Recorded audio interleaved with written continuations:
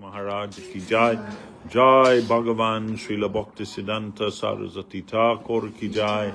Rupa Nuga Guru Bhagya ki jai. Namacharya Srila Haridas Thakur ki jai. Prem Sagaho Sri Krishna Chaitanya Prabhu Nityananda Sri Advaita Gadadha Sri Vasadi Gaur Bhakta Brinda ki jai. Jai Sri Chaitanya Saraswata Acharya Brinda ki jai. Samadvaita Vaishnava Mandali ki jai. Sri Harinama Sankirtan ki jai. Nitai Gaura Premanandi Hari Hariva. So welcome everybody to our Sunday afternoon talk from the East London branch Sri Chaitanya Saraswat Math. And we're going through the books of our Guru Varga one by one. Currently we're going through the books of Srila Govinda Maharaj.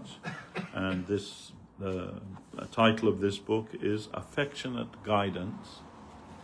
And it's a compilation of different articles that were published before in periodicals and various other places, and compiled together into a book so they would not be lost. And this week we'll begin with chapter 17, in praise of Srila Narottama Das Thakur. And I was there at this talk actually. This was, Gurudev gave this talk in Govardhan. I can't remember the year, but it was the year when when Gurudev laid the foundation stone for the Sri Swami Seva Ashram, which is currently there, a beautiful temple there. And this was the talk that he gave, and this was actually previously published in a magazine that I published called Counterpoint. And this chapter is called In Praise of Srila Narottama Das Thakur.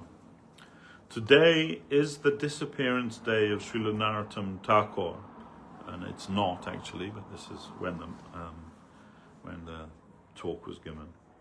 So I would like to say a few words to glorify him. Before Srila Bhaktivinoda Thakur, most of the Vaishnava songs came from Srila Narottama Thakur. Sri Guru Charana Padma, Kevala Bhakti Sadma, you all know. This is from Narottama's Prema Bhakti Chandrika and Prarthana. But although he wrote many beautiful songs of devotion, Narottama Das Thakur was not just a songwriter. He was a great Pandit, and more than that, he was a devotee of Sri Chaitanya Dev. When Mahaprabhu travelled to Ramakeli, on the way, he had to cross the river Padma. While on the banks of the river, he began to call, Narottam, Narottam, Narottam. The devotees couldn't understand the meaning at that time, but later it was revealed that from that part of Bengal, a great devotee would appear, and his name would be Narottam. Sriman Mahaprabhu had left a great treasure stored in the waters of Padma Devi for Narottam, Krishna Prema. After many years, Narottama Das Thakur appeared in the village of that area known as Keturi. He was a prince, the only son of Raj Krishnananda Datta and Rani Narayani Devi. Narottam was enlightened even from his early childhood, and one day he had a dream in which Nityananda Prabhu instructed him, go to the river Padma and take your bath there, because Mahaprabhu has left his gift of Krishna Prema for you within her waters. Narottam immediately awoke and went to the river and entered the water. While bathing, he experienced the divine form of Mahaprabhu embracing him, and Krishna Prema entered into his being. He became transformed, and just like Mahaprabhu himself, he began crying, dancing, laughing, and constantly chanting the names of Krishna, and suddenly, Astaka Sattika Bhava, the 8 symptoms of ecstasy and love for Krishna, appeared in his body. Upon returning home, Narottam's mother began to question, "Oh, my son, what has happened to you? Why are you crying and behaving in this way? Please, if I can help in any way, I am ready to do anything. I am even ready to give up my life if that will help you. Tell me what I can do. I'm not sure if it mentions it here, but Narottama had a very dark bodily complexion, but after entering the Padma river, when he came out, his body was golden like Mahaprabhu's, and everybody witnessed that. So his mother asked him, what can I do? Narottama replied, Mother, last night I went to the river Padma, inspired by a dream, and there someone who I believe was Chaitanya Mahaprabhu embraced me and entered into my heart. Now I am feeling great sadness and separation from that Mahaprabhu and from Sri Krishna from Sri Krishna Chandra, and that is what causes me to cry. If you wish to show your kindness to me, then please give me permission to go to Vrindavan, where I shall search for Mahaprabhu. After hearing Narottama's petition, his father became worried, fearing that his son would leave home, and so, just like the father of Raghunath Das Goswami, he arranged some guards to watch Narottama. Narottama remained in the house, chanting, dancing, and writing devotional songs, and always manifesting the 8 symptoms of divine ecstasy. Narottama was restless, always crying for Mahaprabhu and Krishna. Since the day he took his bath in the river, his body had changed from his dark complexion, and he had become the same golden color of Mahaprabhu. Radharani's color had come into his body, and everyone was greatly surprised, saying, yes, it is true. Narottama has received Krishna Prema from Mahaprabhu, and Mahaprabhu is really living in his heart. Everyone was offering him respect, but his father was becoming more and more worried. One day when his father had gone to pay taxes on behalf of the state and had travelled far away, Narottama went to his mother crying in great anguish and again petitioned her, Mother, please give your permission. I must go to Chaitanya Mahaprabhu's associates who are living in Vrindavan. It is the order of Nityananda Prabhu, so please arrange for me to go. Narottama's mother made the arrangements, and in secret, Narottama left his home and went to Vrindavan. Narottama had been having many dreams in which Mahaprabhu instructed him to go to Vrindavan and take shelter of the lotus feet of his confidential devotee, Srila Narottama Das Goswami, who would give diksha to him. He also told Narottama to find Srila Rupa Goswami, Sanatana Goswami, and Jiva Goswami, and to keep their holy association. After arriving in Vrindavan, Narottama found that Rupa and Sanatana had already left the world, but he found there Srila Jiva Goswami, Srila Lokanath Das Goswami, Srila Krishna Das Kaviraj Goswami, and many other great Vaishnavas who gave him their company. Narottama became the student of Jiva Goswami and petitioned Lokanath Goswami to give him diksha. Lokanath refused him. Lokanath Goswami had decided that he would never accept any disciples and lived in an extremely austere way in Vrindavan, living under a different tree every night. Narottama felt great sadness upon being refused by Srila Lokanath and told him, I can only take my initiation from you.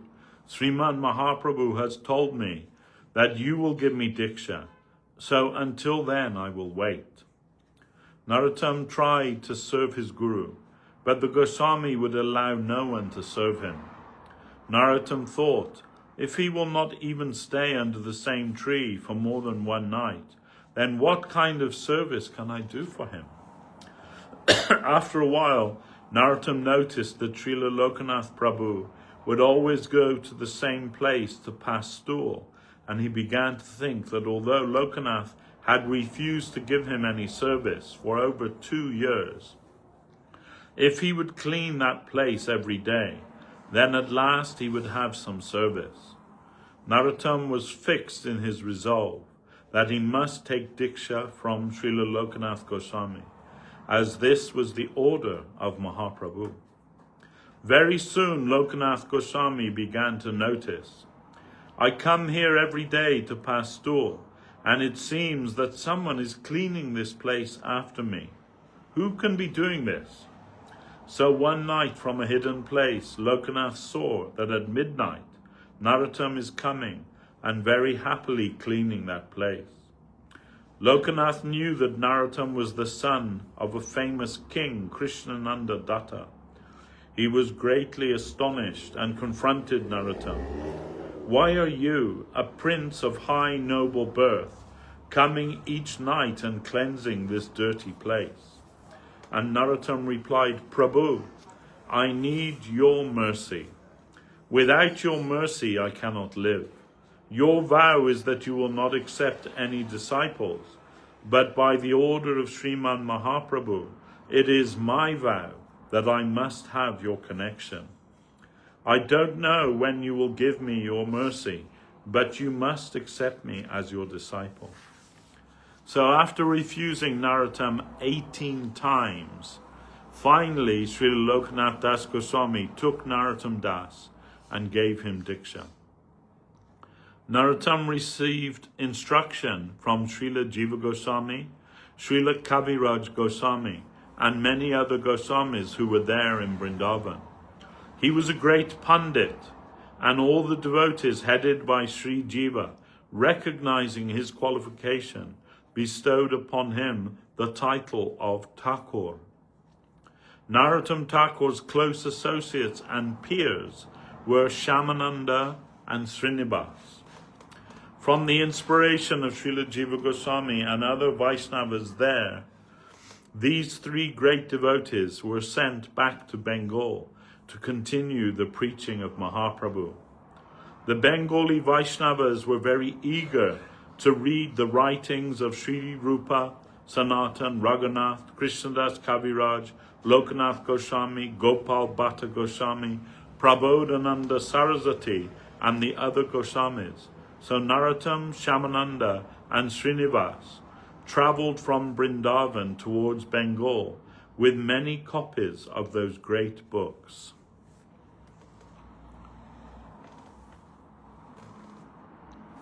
Finally, they arrived in Vishnupur, in the district of Birbhum, Bengal. The king of this region was Raj Barimbir, but he was a dacoit, a bandit, and was engaged in many robberies in the area. The king had a Brahmin astrologer, and according to the astrologer's calculations, he would know where and when to carry out his next robbery. The astrologer informed the king that on a particular route, bullock carts would be passing, carrying many precious jewels. So the jubilant king sent his dacoits to rob the caravan. While Narottama and the Vaishnavas slept, the king's dacoits stole away the chests containing the books of the Goswamis. After much searching, Narottama, Srinivas, and Shyamananda, in great sorrow, could not trace the books. Srinivas ordered Narottama to return to Keturi Gram, and Shyamananda went to Midnapur, where they began preaching. Srinivasacharya resolved to stay and try to find the stolen books. Srinivas heard that in the assembly of Raj Birambir, that night a great Pandit would give explanation of Srimad Bhagavatam. The Brahmin in whose house Srinivas was staying invited Srinivas to accompany him to the meeting, and Srinivas agreed. Srinivas heard that in the assembly of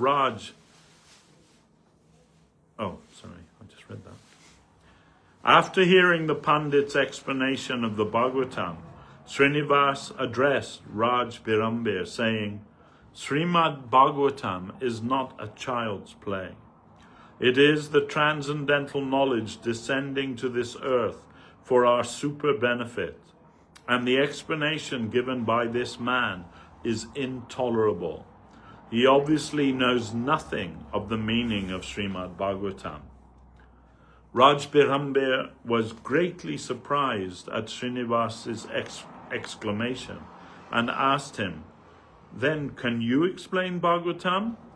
Yes, I can, replied Srinivas, and taking his seat on the Vyasasan, he spoke for several hours. All those that heard him became greatly moved, and they all, including the king, took shelter of his lotus feet. The king humbly approached Srinivas. Prabhu, you are indeed a great Vaishnava. Please tell me what service I can do for you. Where have you come from and how far have you travelled?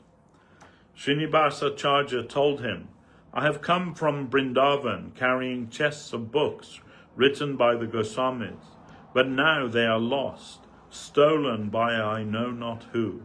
So I remain here searching for them. With his head bowed, Raj Birambir announced, I am the culprit. I have those books in my home, and every day I have been worshipping them. My astrologer told me that his calculations were true and that the books were actually jewels, although they were in the form of books. And so that is why every day I am offering puja. And the king took Srinivas to the books. The news was sent to Narottama and Shamananda, and in great jubilation, Narottama Thakur arranged a grand festival. As well as Narottama, Shamananda, Srinivas, and other noted Vaishnavas, Mother Janava Devi, Sri Nityananda Prabhu Shakti, also came there to Katuri Gram to attend the festival. After properly worshipping Janava Devi, Narottama Thakur installed 6 deities in different temples: Sri Krishna, Balabhikanta, Brajamohan, Radhakanta, Radharaman, and Gauranga. Elaborate puja arrangements were made, including a month-long festival of Hari Kirtan.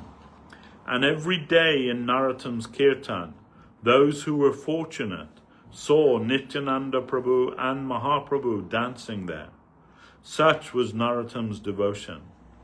Those who knew him considered he was the incarnation of Nityananda Prabhu and Mahaprabhu combined. Although Lokanath Goswami only had one disciple, Narottama gave Krishna prema to everyone, and just like Nityananda Prabhu, he did not consider who was fit and who was not. Whoever wanted Krishna prema, then Narottama would give it to them. He was given this special power by the grace of Mahaprabhu, Nityananda, and Lokanath Goswami, Narottama's Gurudev. In fact, Narottama preached very extensively in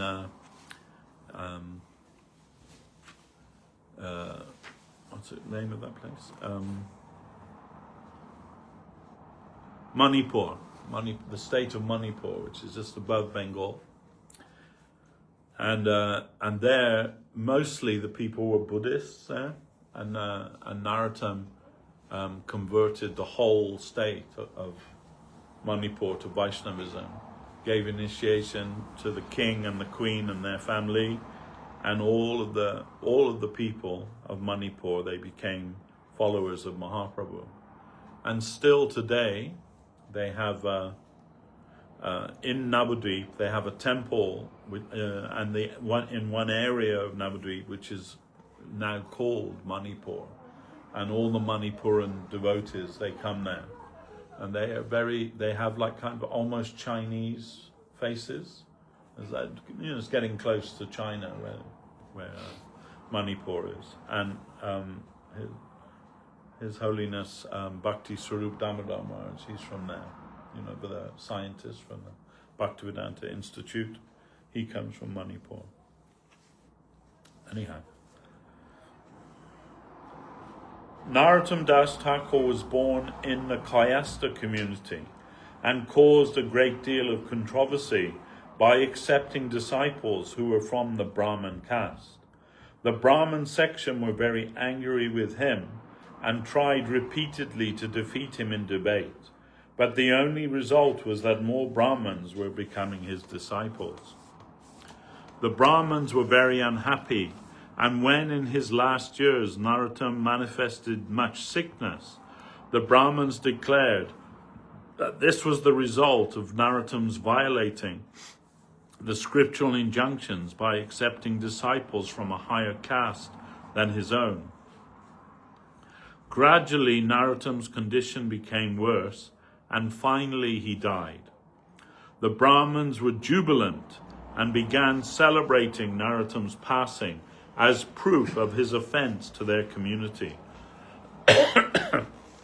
Narottama's disciples were heartbroken and prayed before their Gurudev's body, "Oh Prabhu, you have shown this Leela of your passing in this way, and the Brahmins are committing offense to your lotus feet because they cannot understand.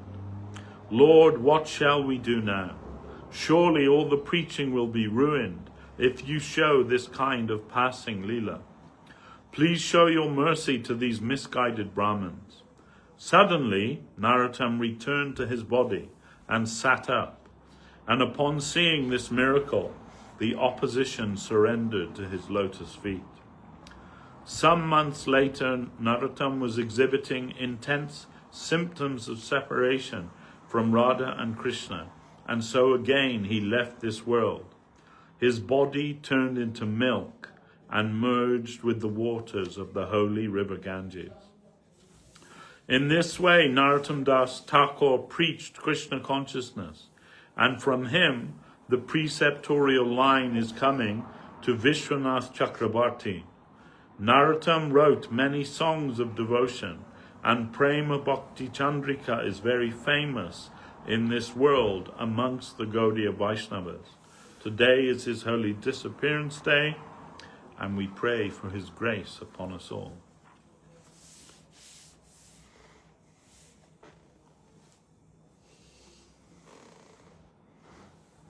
We also heard from Guru Maharaj how the devotees of the disciples of Narottama Thakur, some pundits came to debate. Smarta pundits, they came to debate with Narottama, and they wanted to argue with him and establish themselves above him. So when they came to the village, his disciples, they set up stores in the village, selling leaf plates and cups made out of clay and various kind of everyday things. And then when those pundits came there, they saw that those leaf wallahs and pot wallahs and so on, they were all debating in Sanskrit. They were all discussing high scriptural subject matters in Sanskrit, and they thought, oh my God, even the wallahs here are pandits, and they know Sanskrit and they know Siddhanta, and they thought, what to speak of Narottama Thakur?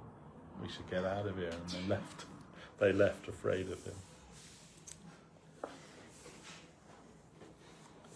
Anyhow, yeah, and his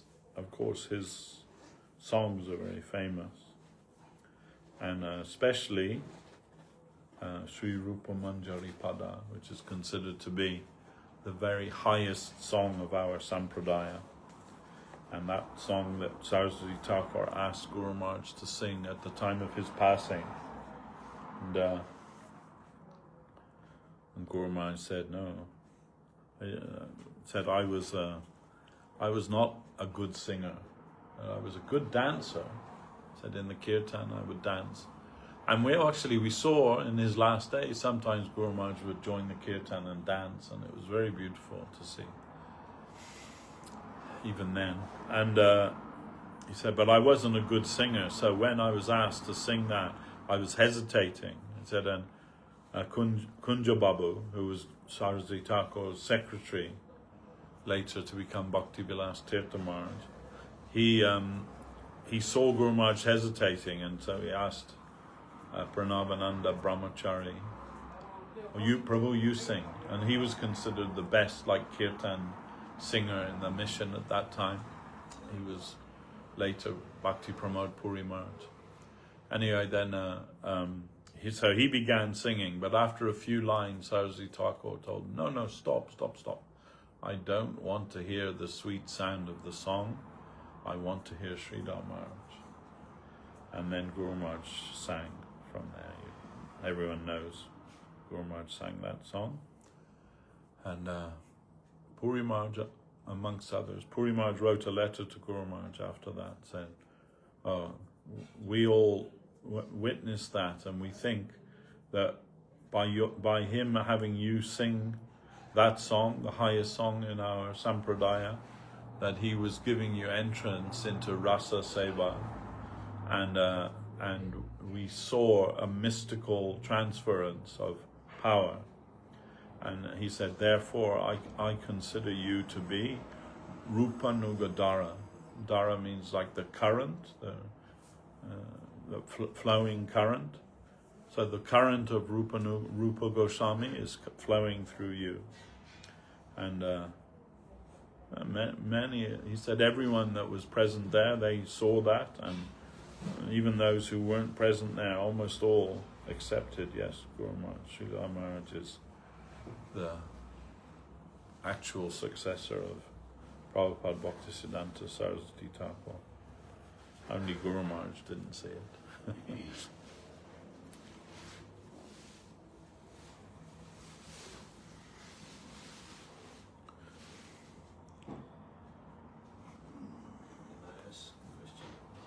Yeah. It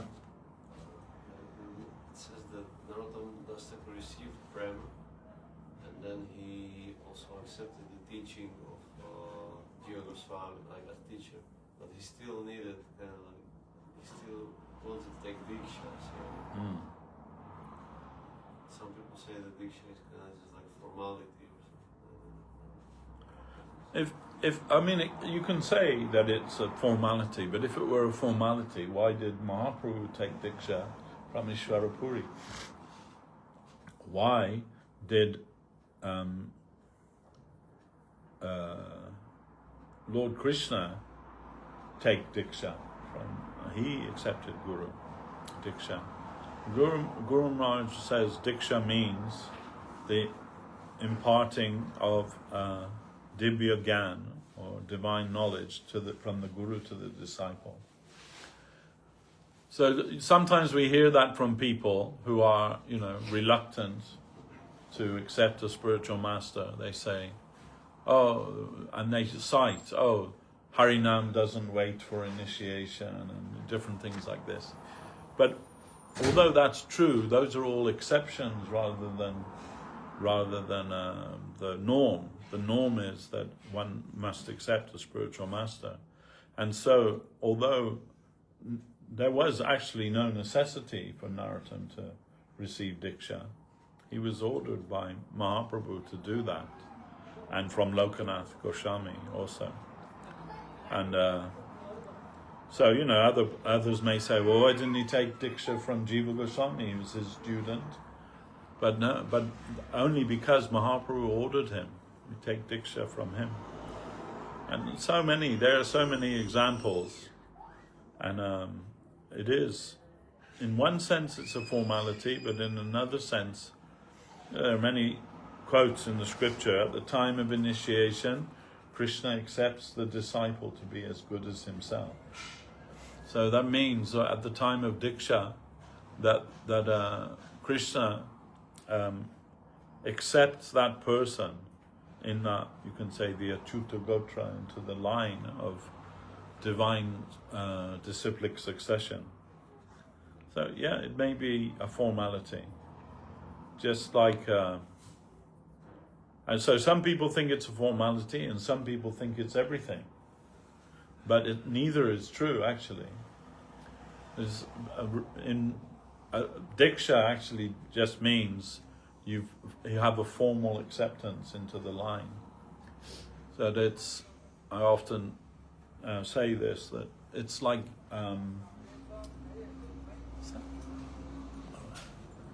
clock's wrong. It's like getting a letter from Oxford University that you've been accepted to study in the school there. So that's like a big deal, right? Oxford or Cambridge, they're the two biggest universities in the UK, like renowned. Some people might say in the whole world. But so if you get a letter saying because my daughter, she looked at that. When she was, my oldest daughter, when she was considering what university to go to, and they come from the universities to kind of like recruit the students. And of course, you have to get like, top marks in everything to be accepted there. But they told her, and they told all the other students there, you have to be 100% like sold to, committed to studying here at Oxford. There's no room for any other ambition if you go there, only this. And that we only accept people who have this kind of determination. So, she knew that wasn't her. So she didn't even apply for that. But so you can understand it's very exclusive, right? To get to be accepted into Oxford University.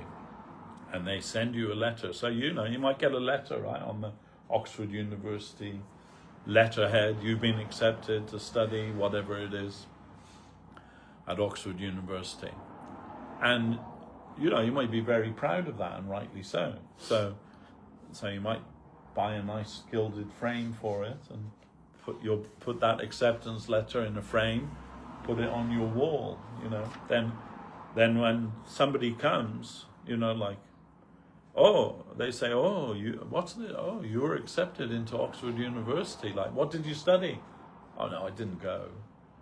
I got the letter though, I didn't go. Just acceptance, that was enough, But it's not enough, is it? Because if you go for a job anywhere, and just say I was accepted into Oxford, yeah, okay, but what kind of degree did you get, and you say, no, I only got the letter, they're not going to give you the job, are they? So you have to actually go and study and pass your bachelor's or master's or PhD or whatever it is there. So, then initiations like that, it's like having an acceptance letter from Oxford. It's having an acceptance letter, you can say, from Mahaprabhu Chaitanya Dev's Sampradaya, the Brahma Madhva Gaudiya Sampradaya. You've been accepted. But that it's not enough. Just having the initiation isn't enough. You have to actually practice. We see many people. When Srila Govinda Maharaj came here, we saw so many people came and took initiation, and we never saw them after that again. So, then in one sense, it's like, what did that mean, And sometimes a lot of the people who came, not a lot, but some of the people who came is because they couldn't get initiated in ISKCON. And they heard, Chaitanya Saraswat not to give initiation to anyone there, So they came here.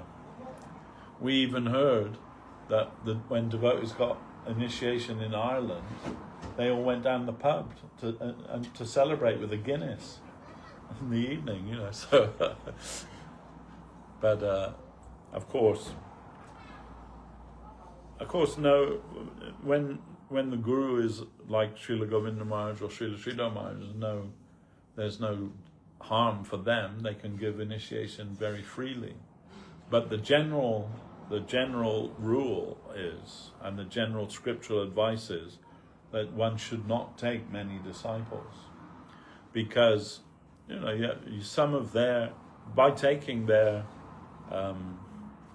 that person as your disciple, you're now like entwined with their karma, what they do or what they don't do and everything, so then we should be a little bit careful of that. And even Srila Govinda Maharaj would say to me, because I was one of the people that would be like to recommend people for initiation, for Diksha. And we saw that, unlike in ISKCON, Srila Govinda Maharaj didn't ask them, like, what are the 4 regulative principles, and all of, do you vow this and do you vow that?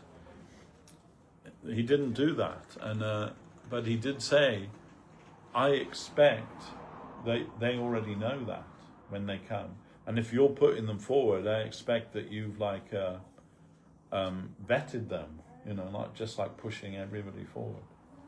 And to be honest, some people were just pushed forward without any like proper qualification or even real sincerity for that. But it wasn't a prerequisite. Of course, the 4 regulative principles and all of these things. Sometimes Guru Maharaj and Govinda Maharaj would give Harinam to people who didn't follow that. If their criteria was that you're a sincere seeker. That's the criteria. I remember Guru Maharaj gave, one time when we were doing Navadip Parikrama, some of the ladies with babies or elderly and that, they would have to go in the rickshaw, they couldn't walk all that way barefoot and everything, so. And there was one rickshaw driver, and he was organizing the rickshaws for all the ladies and elderly and everything. And Srila Sridhar Maharaj was so happy on how he did that he called him up to his room and said, I'm going to give you Harinam, because I'm, very inspired by that, the service you rendered. And he gave him Harinam, and his name was Haridas. And but he carried on as a rickshaw wallah, then one day, but all the devotees would always go with him, so it was good for his business too. But one day, one of our devotees, and he considered himself a bit of a Bengali scholar, he's American, but he could read Bengali, but I think his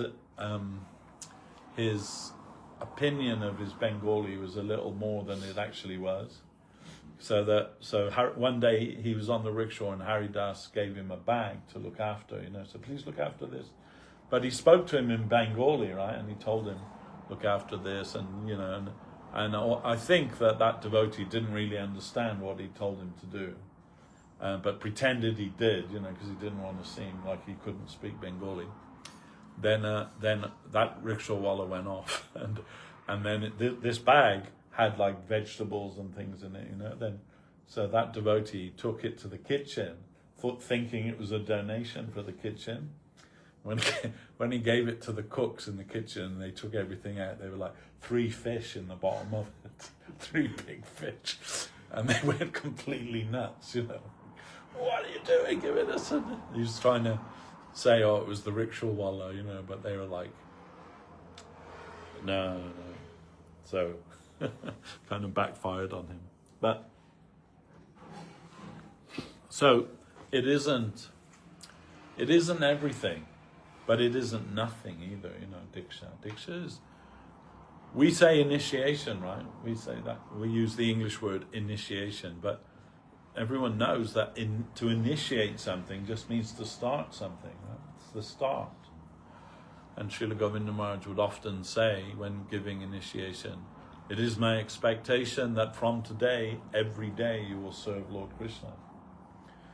So, then so it's up to the person. What are they going to do with that, They want to take it as just a letter of recommendation or something, which it is, but don't want to follow up on that. Don't actually want to go to study. So we had our godbrother, Hari Charan Prabhu. He was like one of the senior brahmacharis in the mott. And one day he told Govinda Maharaj, "Oh Maharaj, I want to go back and finish my education, because before joining with Guru Maharaj, I was studying for an MA."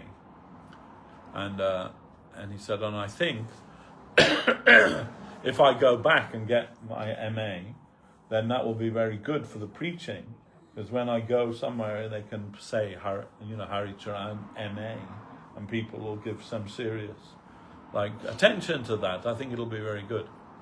And so Govinda Maharaj said, "Have you told Guru Maharaj this, And he said, no, I haven't." He said, "Well, let's go and do that now." So he kind of knew what the outcome was going to be, I think, but he took Hari Charan Prabhu to Guru Maharaj, and Hari Charan Prabhu gave the same thing to Guru Maharaj. "Oh, yes, it'll be very good if I get an MA and all of this, Then Guru Maharaj said, "Don't you understand what school you're actually studying in already? Don't you know that your classmates are Brahma, Shiva, Shukadev? These are your classmates. And you want to go to some mundane education institute for some mundane qualification? When you're studying in this school, you want to leave this school to go to that school?" Then Hari Charan Prabhu changed his mind. He didn't go. All of these things. And once when I was with Guru Maharaj, and one devotee had told Guru Maharaj he was doing his PhD thesis, and it was basing it on Bhaktivinoda's Das Mula. And so then it was a few of us there, myself, that devotee, and his pal, and one or two others.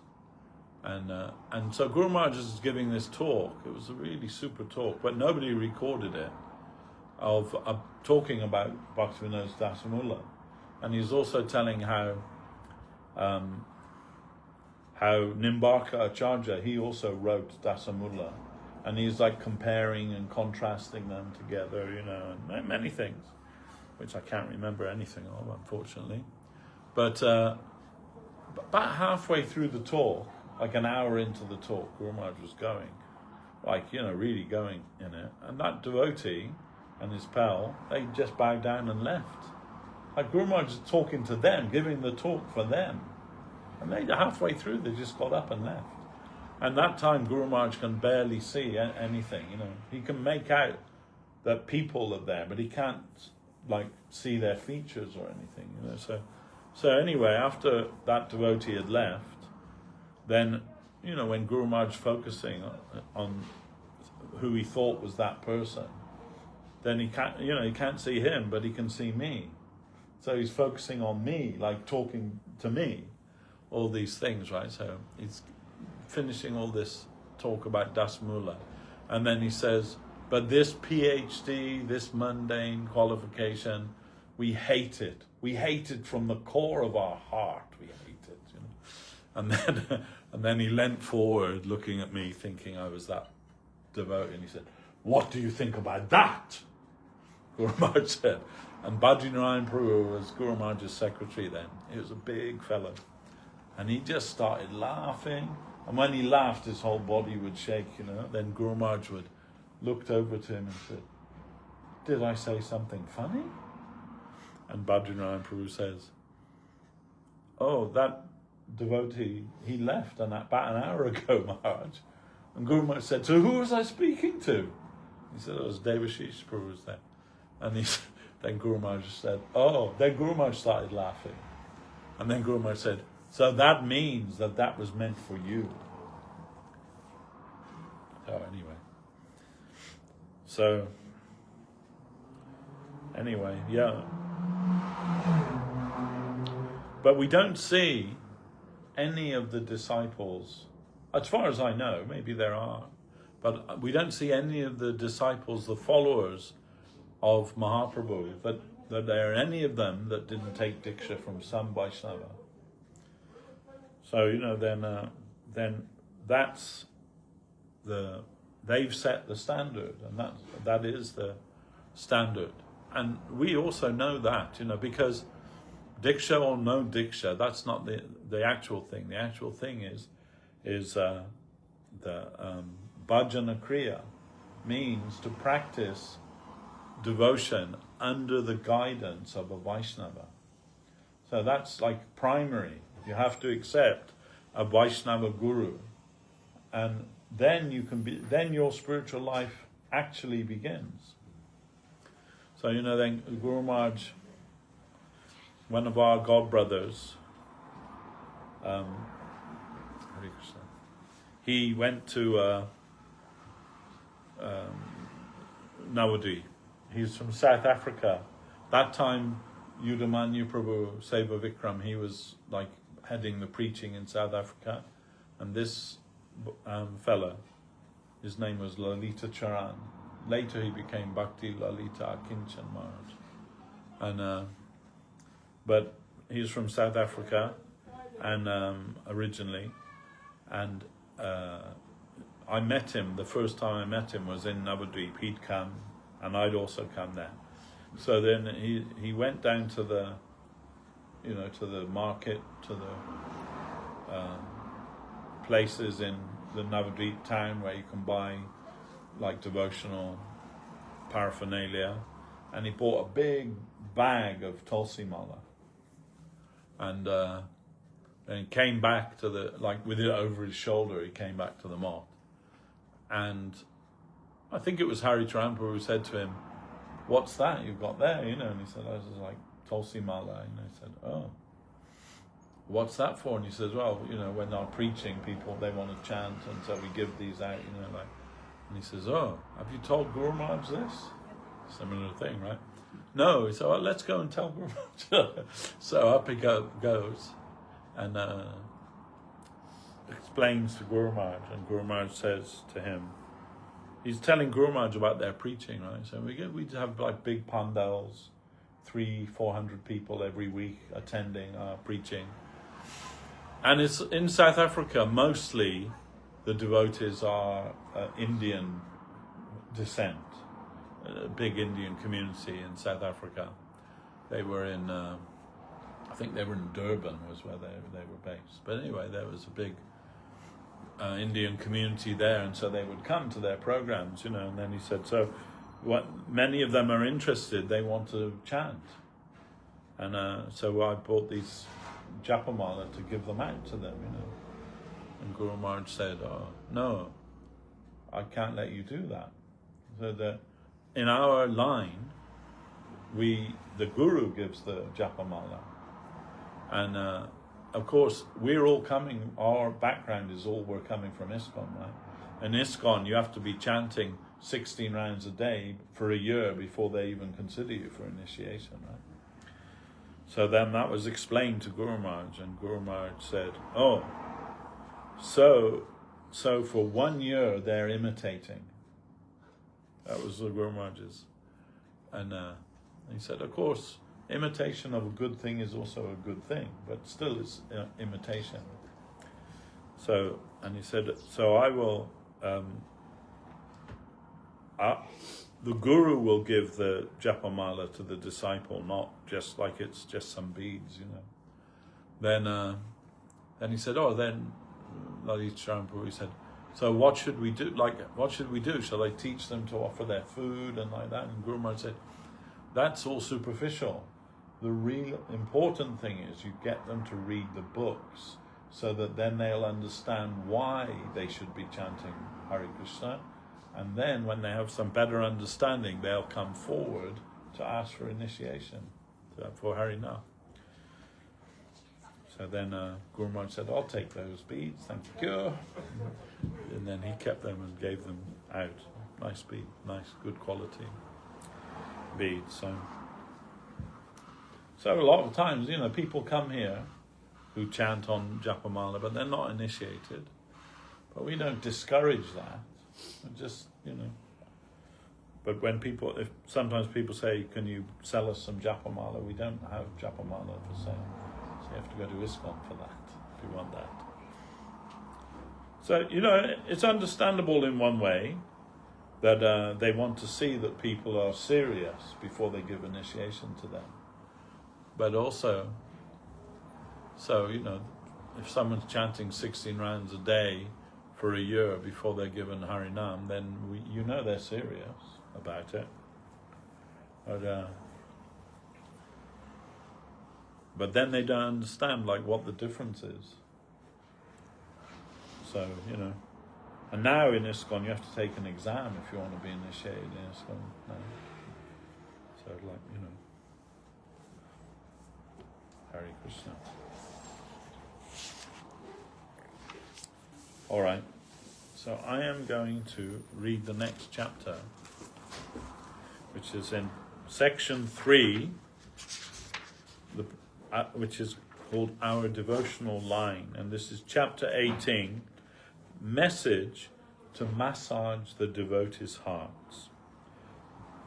So someone asked Srila Govinda Maharaj,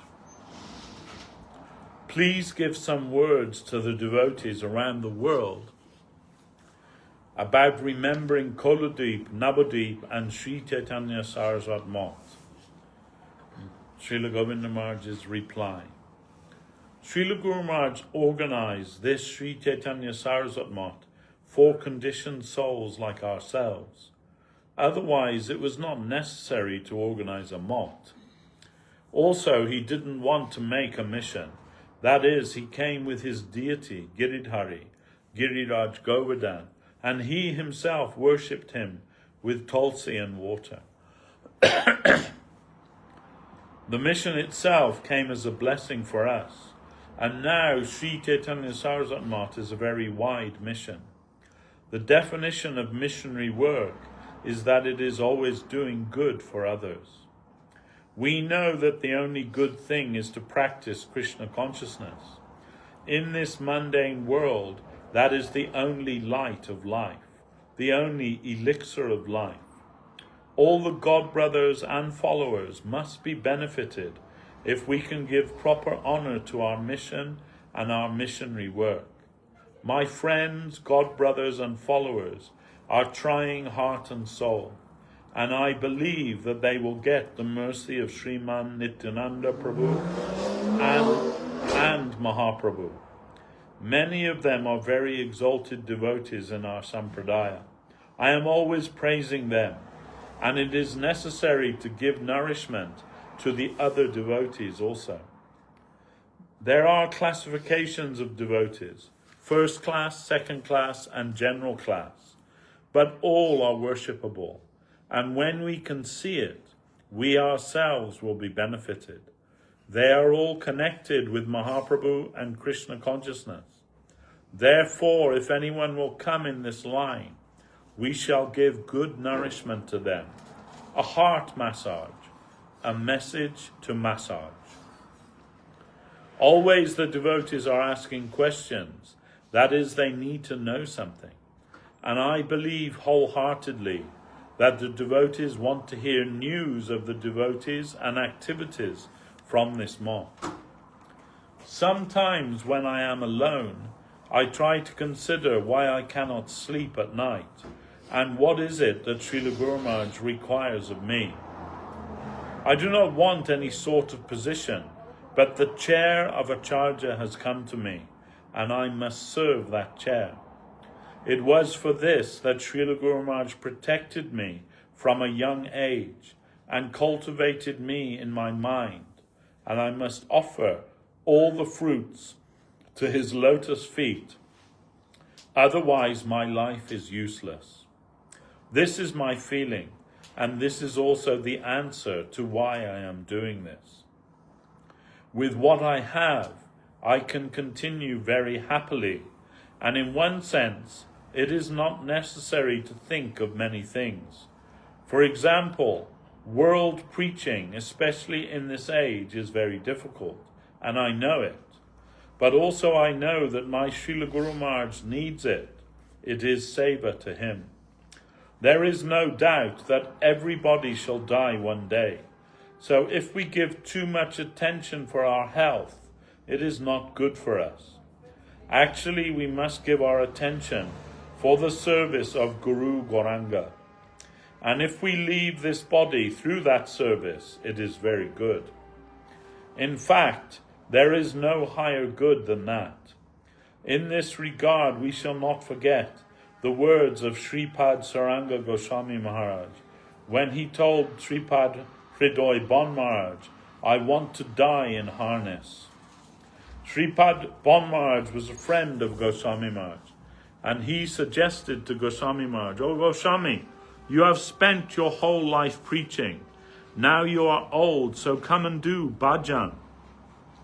Sripad Goswami Maharaj was very angry, and he thought, "What I am doing is not bhajan?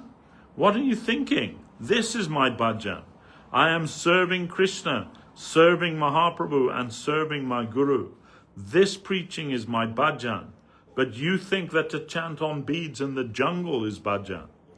Though he thought this, Sripad Goswami simply replied in summary to Sripad Bon Maharaj, "I want to die in harness." Srila Guru Maharaj quoted this expression many times to me and instructed me never to forget it. I want to die in harness. Even the very last moment of our lifetime, we should not spend for any other purpose. We want to offer even that to our Gurudev. I am very happy to remember that, and whenever I am in very much difficulty, I think that Krishna wants to take my blood, and he will not spare even the last drop of blood. And if it is his wish, he will take it. Actually, I am very renounced by nature, and sometimes it would come in my mind that I shall leave everything. But suddenly I would be reminded that Srila Guru Maharaj does not want me to do that. Seeing my renounced nature, Srila Guru Maharaj was very fearful. Until I finally took sannyas, Srila Guru Maharaj did not make his final will and testament.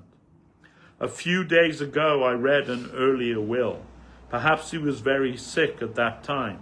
Anyhow, Srila Guru Maharaj added in his own handwriting that now his health was very bad and he may die. He wrote that if Guru Govinda Maharaj will take sannyas, he must be the acharya here.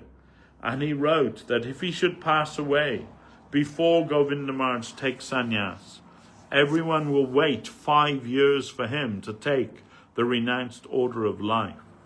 He will then take the acharya's position. But in the meantime, none else will take that position of acharya of Sri Chaitanya Saraswat Mat. Only if Govinda Maharaj does not take sannyas, within that 5 years will another be selected as acharya. This was his instruction, and remembering how very eager Srila Guru Maharaj was for me to take this service, if I shall not do this service, then I must go to hell. Therefore I cannot leave the seva of Sri Chaitanya Saraswat Mat. Until my death, I cannot leave the service of his deities, his devotees, and his mat. In this way I am continuing, and now devotees are coming and inviting me all over the world. I know there is so much difficulty to go there, but for the service to Srila Guru Maharaj, I must accept their invitations. I shall have life in my body, so until death, I shall try in this line of service. There you are.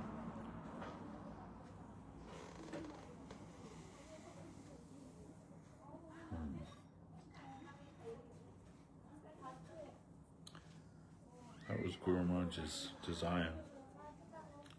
We knew that. From 1 week after Srila Govinda Maharaj arrived at the temple, Guru Maharaj knew that this boy will be my successor if I can train him. And for 40 years he trained him like everything. I said that once to Gurudev. Oh, Guru Maharaj gave you everything.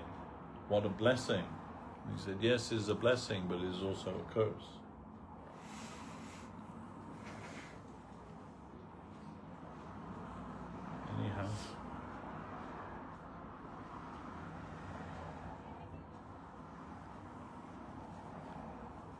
finally, Guru Maharaj told Srila Govinda Maharaj, if tomorrow you don't take sannyas, then I will shutter the temple, give the deities to Puri Maharaj, and I will leave the world tomorrow. And then Srila Govinda Maharaj said, yes, Maharaj, I am your goat. You can cut my tail or you can cut my throat, as you like. And so that next day, Gurudev took sannyas and accepted the Acharya chair. I was there then, but I missed all of that because I was sent to Calcutta with another devotee, Purnananda Prabhu, to buy flowers for the festival. Because this was, Srila Govinda Maharaj's sannyas day was on Bahulastami, which is the day before Srila Sridhar Maharaj's Vyasa Puja day, his appearance day. So big festival every year that was, and that's when I would go. And so this year he sent me with Purnananda Prabhu to Calcutta to buy flowers, just like baskets and baskets of marigolds. And when we came back, like just after midday, then all the ceremony, everything had already happened. I didn't even know it was happening.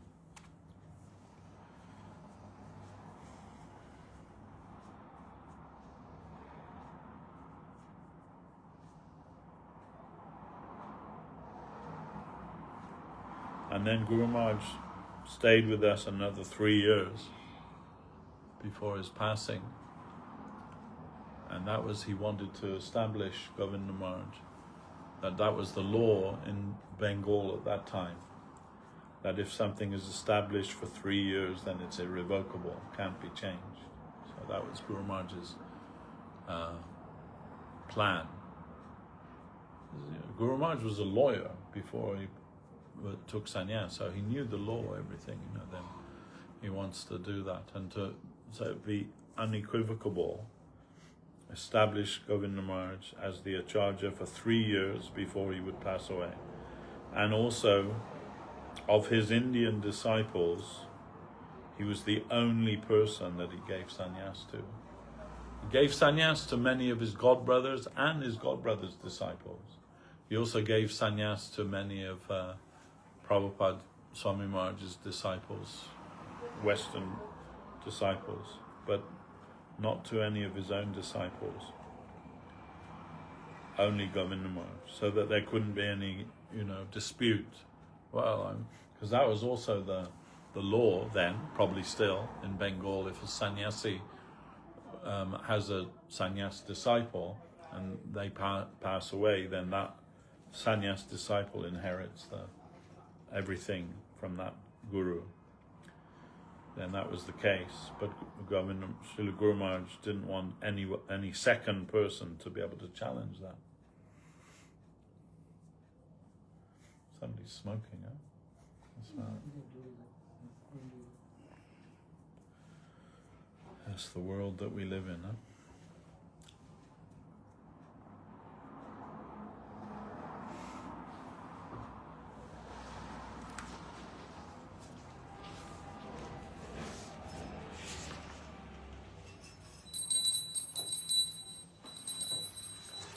Jai Sri Sri Guru Govinda Radha Sundar Guru Hari Jyoti Jai.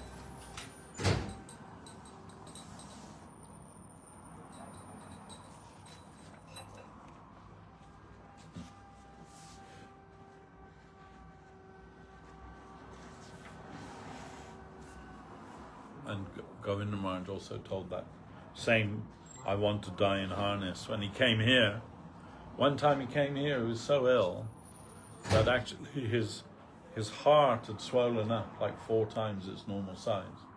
We had to bring a doctor to come and see him here. And we all said to him, Maharaj, why did you come? He was advised by his doctors in India not to fly, not to travel, but he still ignored that and he came anyway, When he came here, like he was laid up here for some days, like swollen heart. And I said to him, Maharaj, no one would have thought anything, if you had cancelled the tour, you know, everyone would have felt better that your health was you know, you could take care of your health. And he said, no, Prabhu, I want to die in harness. Whether I die in Navadvip or whether I die here, it doesn't matter, it's the same. But I want to die in the service of Guru Maharaj, and this service he has given me. So, you know, what could we do? Quite a few times when he came, he was not well. But still, Hare Krishna.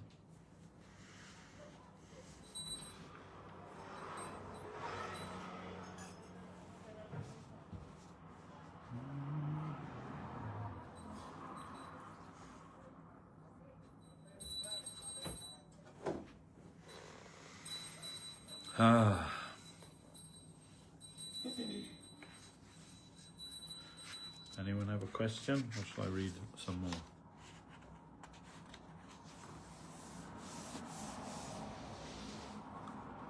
Chapter 19. Harmony is Sri Chaitanya Mahaprabhu's conception. My mood in spiritual life has grown from its very conception by the grace of Srila Guru Maharaj. There is no doubt that I and many others, having been born in Bengal, have earlier gained some inspiration about Vaishnavism. It is natural for all Bengali Vaishnavas to worship Mahaprabhu. In every Vaishnava's house is Mahaprabhu's deity or some arrangement for his worship. If they do not continuously offer him worship, at least sometimes they do so at specific festival times. They offer worship in the name of Mahaprabhu, Sri Chaitanya Dev, Nityananda Prabhu, Advaita Prabhu, etc. What I knew about Vaishnavism from earlier days has some worth.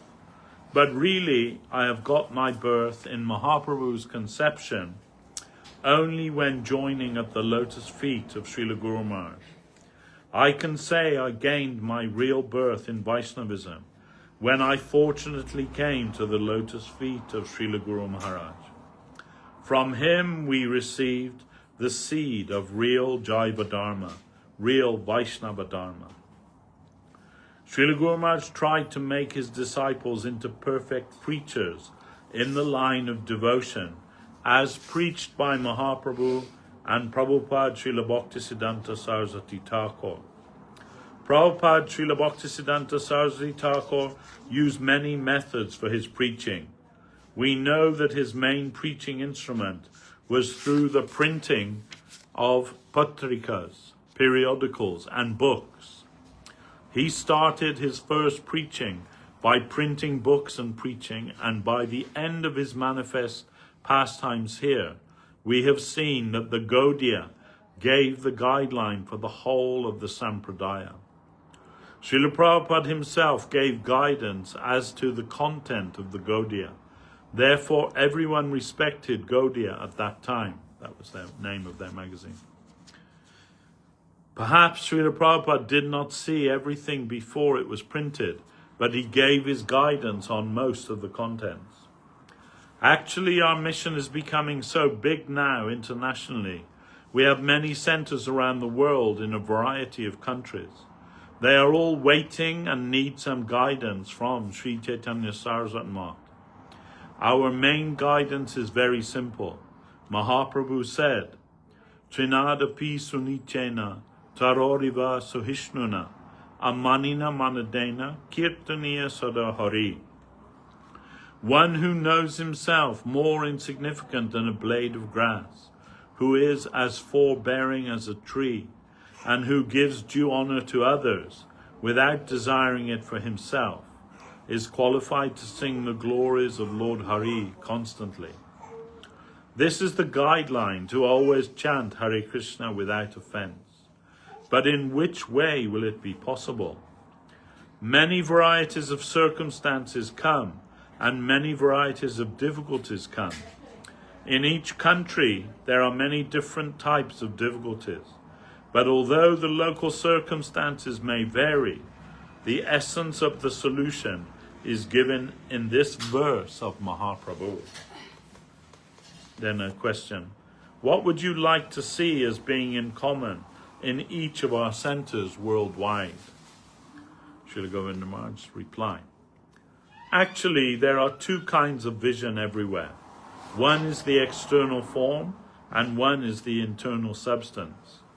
Both the show and the substance are necessary in this mundane world. Otherwise we cannot attract the general people. They are living in the mundane world. Therefore, to attract them, it is necessary to make a good, attractive cover. In the Goswami's books, everything is apparently simple, but inside that, everything given there is rich. Our own motts, Sri Bhakti Rasamrita Sindhu, externally is a big book, looking like a dictionary, but internally, our Sri Bhakti Rasamrita Sindhu is greatly rich with knowledge, with the explanations of Srila Guru Maharaj. Similarly, all our centers need to have an external form and an internal form. Anyhow, we will harmonize. Harmony is Sri Chaitanya Mahaprabhu's conception. When he went to South India to preach, he visited every type of temple, such as those of Ganesh, Kali, Shiva, Durga, etc. Why did he visit all types of temples? He did so in order that he could reach the people to present to them the ultimate goal of life. The conception of the Ramanuja Sampradaya is that they will never go to a Shiva temple. They have a saying that if a tiger will come to kill you, you may go to the mouth of the tiger, but not to a Shiva temple, even if you will get safety there. They have such a type of conception. However, Mahaprabhu was not like that. He went to every temple he came across along the path of preaching. But everywhere Mahaprabhu went, he only preached the Krishna conception.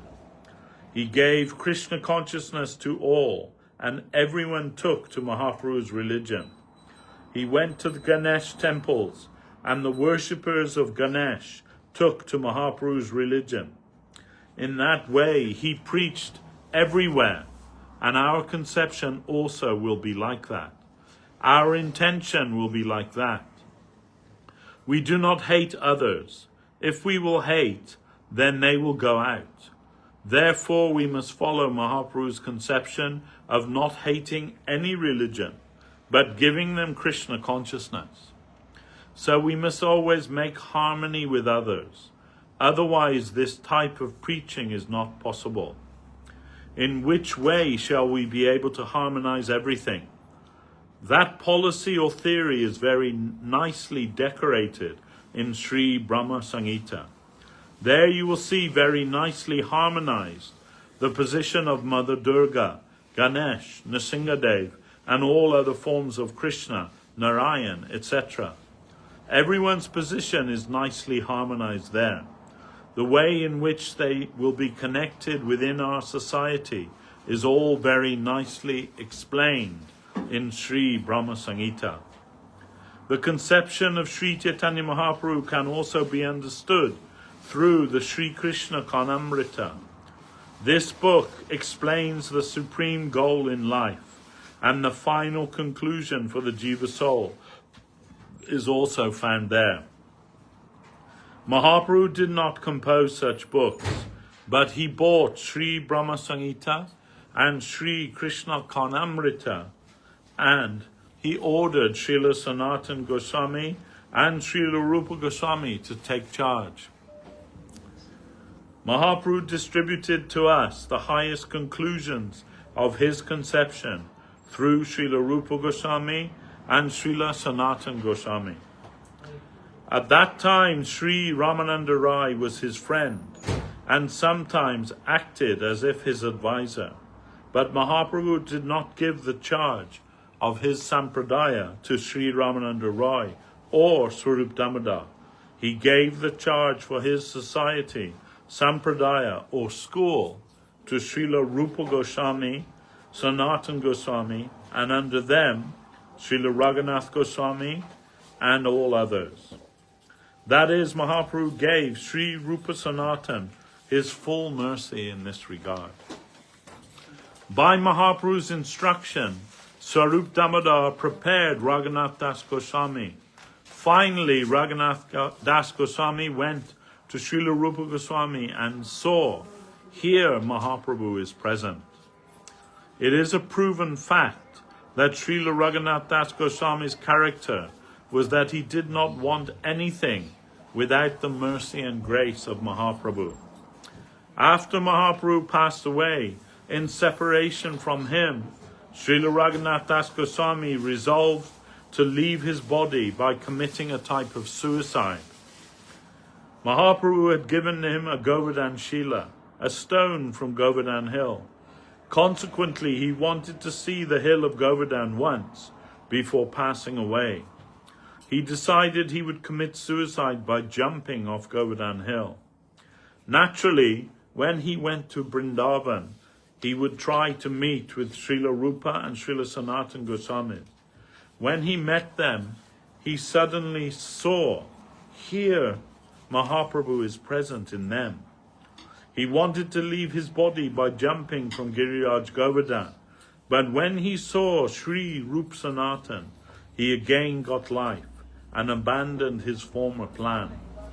Srila Raghunath Das Goswami said in his sloka, Nama Shreshtam Manumakpi Satchiputram Atra Swarupam Rupam Tashragajam Uruparim Maturim Gostavatim Radha Kundam Girivaram Aho Radhika Madhavasham Prapto Yasya Pratita Kripaya Sri Gurum Tam Natosmi.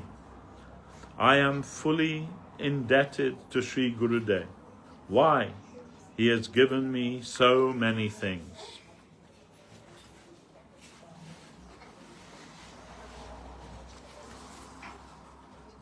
Then everything we will get from the books of the Goswamis. The Mana Shiksha of Srila Raghunath Das Goswami is very valuable for us.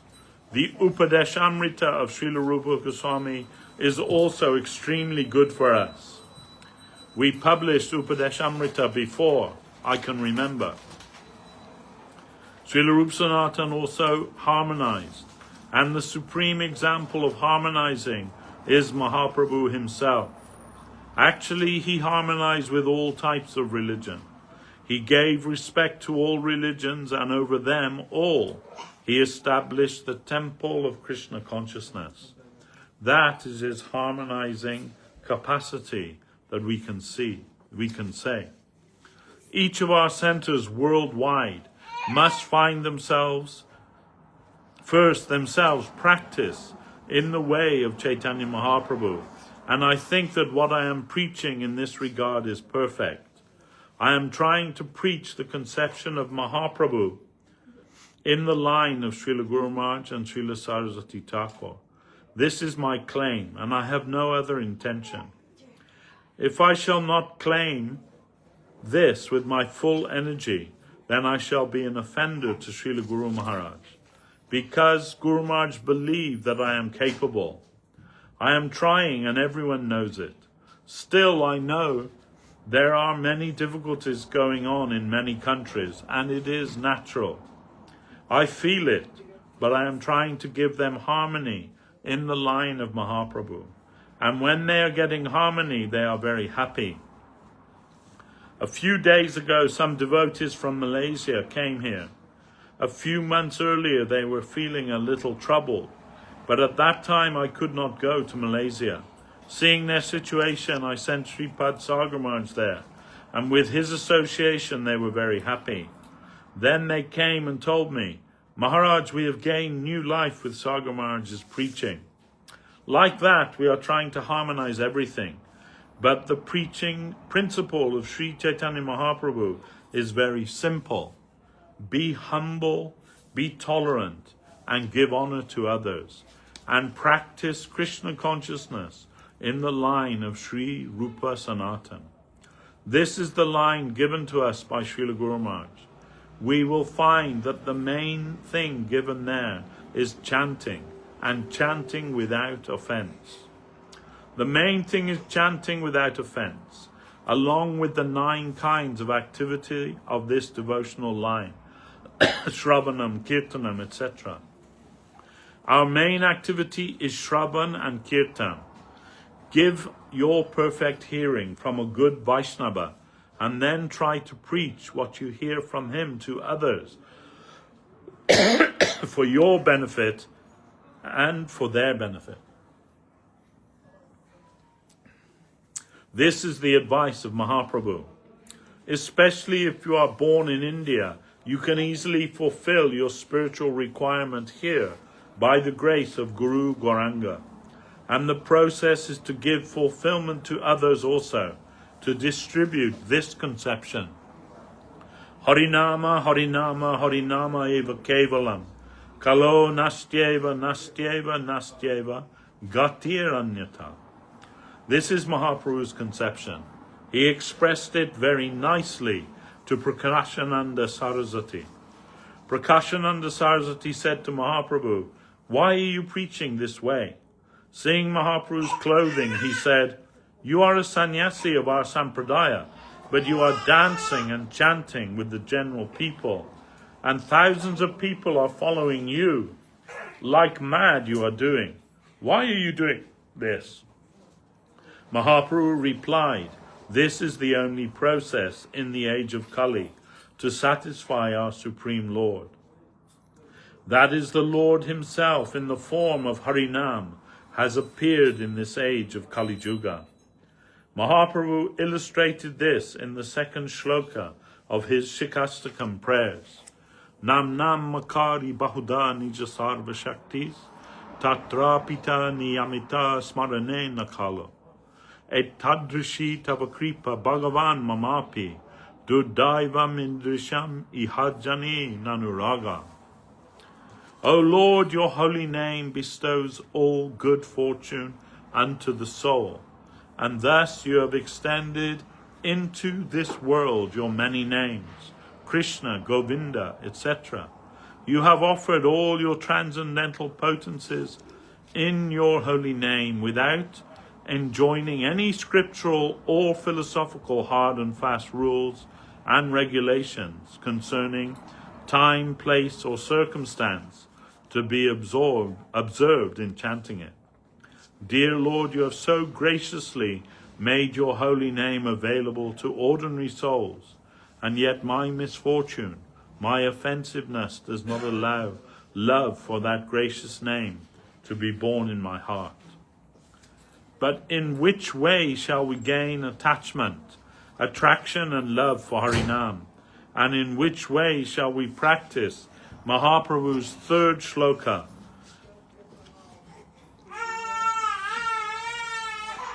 And in which way shall we practice? Mahaprabhu's 3rd shloka shows the answer to this.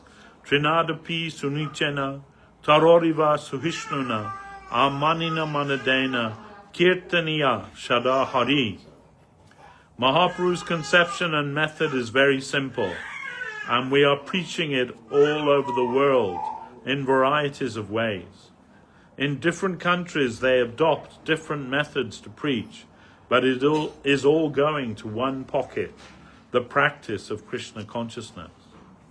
Mahaprabhu said to Nityananda Prabhu and Haridas, "Tell everyone about Krishna, serve Krishna, and learn about Krishna. Krishna is the Supreme Personality of Godhead." In a very simple and clear way, Krishna's position is given in Sri Brahma Samhita. Ishvara Parama Krishna Satchid Ananda Vigraha Anadir Adi Govinda Sarva Karana Karanam. The Supreme Personality of Godhead, the embodiment of truth, consciousness and joy, is Govinda, Krishna. He is beginningless, the origin of all that be, and the cause of all causes. We shall try to follow this advice of Mahaprabhu. Tell everyone about Krishna, serve him, and learn about Krishna. My own feeling given by the grace of my Srila Guru Maharaj is that this guidance for us will be very good. All right. Prabhu, welcome. Any question, Ram? No, just Guru Maharaj said wherever he goes, he likes to create some harmony with the devotees. Well, we've seen that everything was always harmonized while he was there. That's right, yeah. And so, that's actually testimony to who he is, because that one person could harmonize our whole mission all over the world. And now so many problems and quarrels and different opinions going here and there in our mission around the world, and very difficult to harmonize. But with Nama Sankirtan we can try to harmonize everything. What is the duty of everyone, that is being expressed, to chant the holy names of the Lord in Sankirtan, and we will find our harmony there. And we should not think that although Gurudev is no longer physically present with us, that doesn't have any connection with what's going on. He and Guru Maharaj, they still have full power, and so we have faith and confidence that everything will be set right that isn't right. They have a saying, right? That everything will be okay in the end. And if it isn't okay, then that means it's not the end. So that's our faith, actually, In the transition, there may be so many things, so many problems, so many difficulties, so many disagreements, and so many things. But one thing that Srila Govinda Maharaj established was that our mission is very much like a family. So in families, they have quarrels in families, disagreements in families, but they're still they're family. And that's the overriding principle. So although we may sometimes fight, we may sometimes quarrel, we may sometimes disagree on so many different things, still ultimately we are all in the family of Srila Govinda Maharaj, Srila Guru Maharaj, and everyone trying to bring that forward, preach that conception according to their understanding. And Guru Maharaj and Gurudev, they are seeing everything, and they will make everything perfect within time, is our faith. So, Dainidhi Prabhu's arrived just in time for Shankirtan, for the Arati. So we can stop here. If anyone else has a question, we can stop. I have a question. Yes. Yeah, quickly. Well, I was saying, I've heard that, after a spiritual master leaves, there's always sort of this kind of chaos comes with that. Yeah. And they say, sometimes we see people who are trying to keep the thing together, everything organized and harmonized. And there's some people, because of the position, let's divide this. How do you see that? What's your comment on that? Yeah, well, that's how we should see that. it's inevitable, actually, inevitable thing. First of all, we know that in the absence, when a Mahabhagavat devotee leaves the world, then there must be some calamity in its wake. That's, we see that happened after the disappearance of Bhaktisiddhanta Saraswat Thakur. The Gaudiya Mott split in so many different ways. And there were, all kinds of court cases. And there were cases in the High Court of India for over 10 years, unresolved, between this party and that party and so many things. But finally, the judge, there was one judge was given to oversee all of that and like bring resolution to that. And that judge, he saw that all of the different like warring factions, if you like, they all equally had respect for our Guru Maharaj, Srila Maharaj. And so the judge came to Guru Maharaj and asked him, can you help me resolve all these cases? And because I see that all of them, they all respect you equally, and I've also see in your character that you have no personal ambition or any, other motive. You're not involved in any of these disputes and everything. You're just carrying on, and they're all coming to you, whatever faction, they're coming to you. And so Guru Maharaj said, I thought, if this can serve my Guru Maharaj, then I must try to do that. And he did. He made a meeting of all those different factions, and within a very short time, all of those cases were closed there. So, and Guru Maharaj also, he wasn't, doggedly fixed in a particular way, right? He said, after Saraswat Thakur, he said there were three main opinions. One is that after Saraswat Thakur, there won't be any new acharya. That was one. Then second was, we should unite the whole mission under one acharya. And then third was, there will be many acharyas.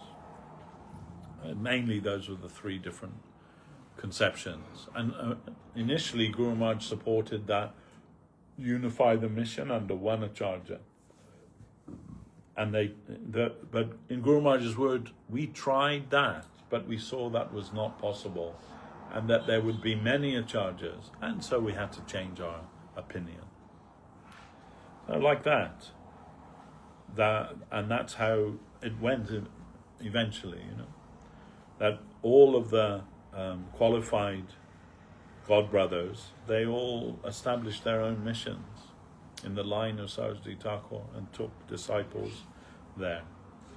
But our Guru Maharaj didn't do that because he knew that because they all respected him equally, and in fact they considered after Saraswat Thakur that he was the proper representative of Saraswat Thakur.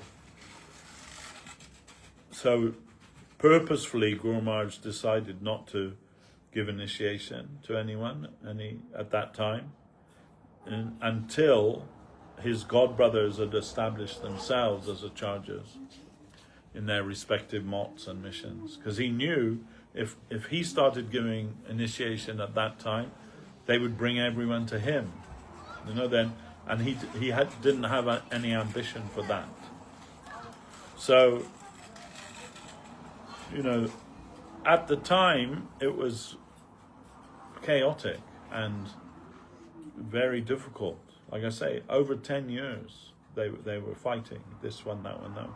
And not fighting for anything in a mundane way, but they were all fighting what they considered what was the proper way to continue the mission of Saraswat Thakur. But some had one opinion, another had another opinion, and so many different things. So, similarly, after Srila Maharaj disappeared, there was some fallout, but Guru Maharaj had kind of foreseen that. And because of that, he established Srila Govinda Maharaj in his own lifetime as being his sole successor, which was very unusual. And so we were kind of buffered from that for a very long time. For nearly 20 years after Guru Maharaj's disappearance, Srila Gurudev was with us.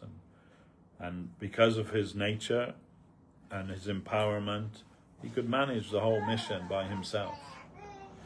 Nobody didn't accept his position as such. But now, in the wake of his passing, and different attempts have been made to continue the mission, and there is differing opinions and some fighting and so many different things. But we are trying to go on. Everyone, I believe, is trying to go on as they think is what would be the desire of Guru Maharaj and the desire of Gurudev.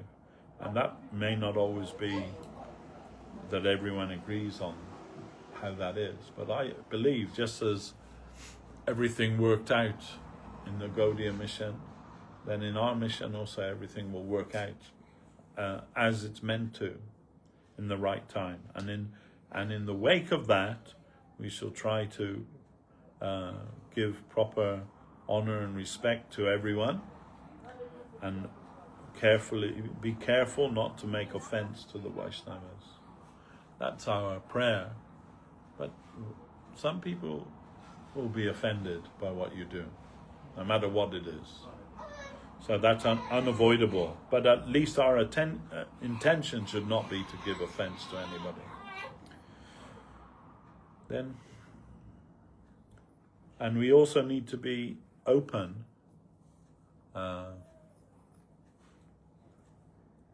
that we may need to look at things differently.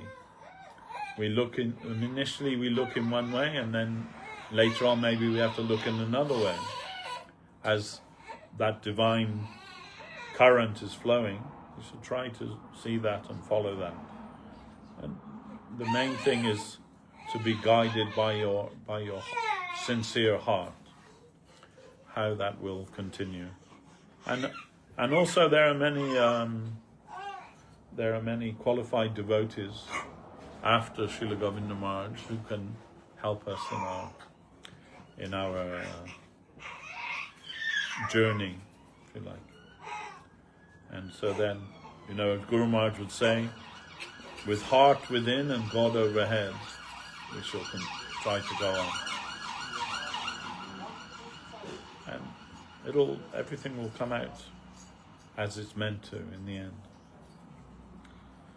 Just when that will be, we cannot say. Okay? All right.